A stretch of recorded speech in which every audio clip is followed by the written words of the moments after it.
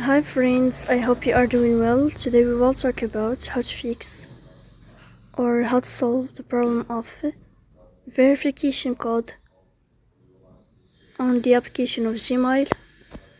You will click on settings. You will go to apps, default apps, app settings. You will search for Gmail and you will click here.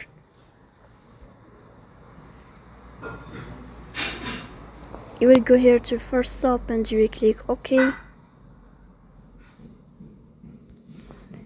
Then you will enter to storage. Here we click on clear cache. In the end, you will turn off your phone and you will restart your phone again to fix that problem.